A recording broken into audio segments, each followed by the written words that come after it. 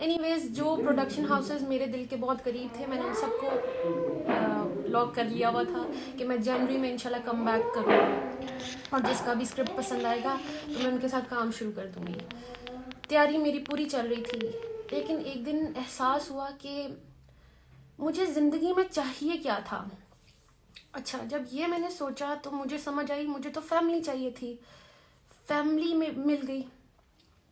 اب فیملی، اب مجھے لگ رہا تھا اگر میں کام شروع کر دیا تو میں کہیں میں ان سے نہ ڈسٹریکشن نہ ہو کام میری.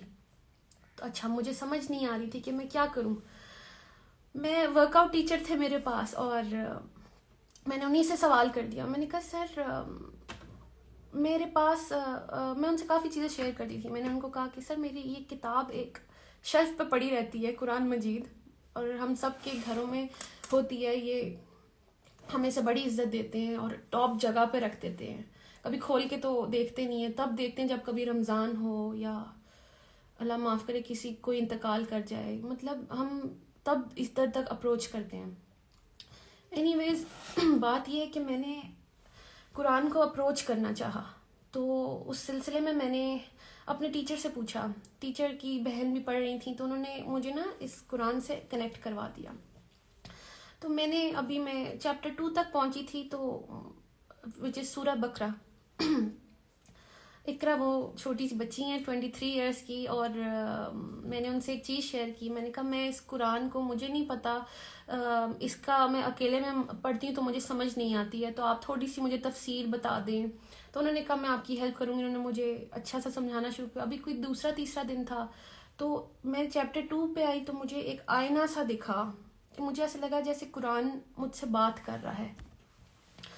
تو اب آیت میں نے اپنے آپ کو دیکھنا شروع کیا. مجھے ایک دم پہلے تو بڑا مزہ آیا. مجھے چیپٹر 2 میں پہلے متقی میں لگی، اچھا جی، پھر آ گیا منافق کا چیپٹر آیا.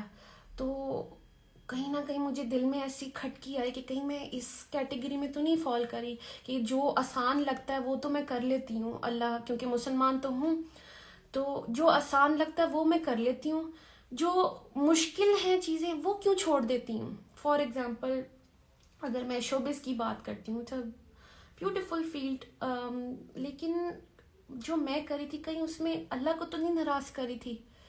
تو ایسے لگتا تھا کہ اگر میں حجاب کے بغیر کوئی کام کرتی ہوں، اپنی بیوٹی شو آف کر رہی ہوں، کہیں میرا اللہ تو نہیں مجھ سے ناراض ہو رہا. تو اس لیے مجھے یہ بڑا ریئلٹی چیک ملا کہ آپ چیک کر لیں.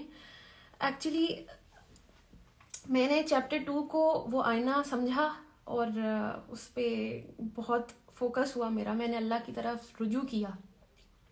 پھر وہ کہتے ہیں نا کہ اللہ کہتا ہے کہ یو ٹیک اے اسٹیپ، آپ اسٹیپ اللہ کی طرف لیتے ہیں، اللہ کی طرف چل کے جاتے ہیں، اللہ comes running to you, towards you.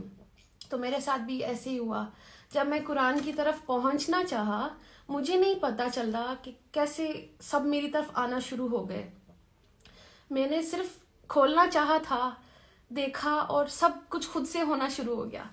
سب سے پہلے میں نے اناؤنس کیا انسٹاگرام پہ کہ میں اللہ کی طرف آئی ہوں، کیونکہ وہ دل میں میرے ڈر آیا تھا چیپٹر 2 پڑھ کے کہ کہیں میں اللہ کی اس والی کیٹیگری میں نہ آ جاؤں جو اللہ کو پسند نہیں ہے. کوئی بھی حکم ہم وہ مان لیتے ہیں جو ہمیں ایزی لگتا ہے اور وہ چھوڑ دیتے ہیں جو ہمیں مشکل لگ رہا ہوتا ہے.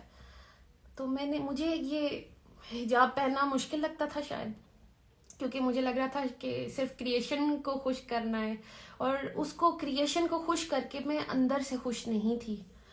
میں روز پریشان تھی کیسے کبھی کوئی پوز، کبھی یہ، کبھی بال اسٹریٹ، کبھی بال کرل، تو یہ ڈائے وائے، پتہ نہیں کیا کیا ہو رہا تھا زندگی میں صرف کریشن کو خوش کرنے کے لیے. And what about the creator of the creation, اس کے لیے کیا کیا؟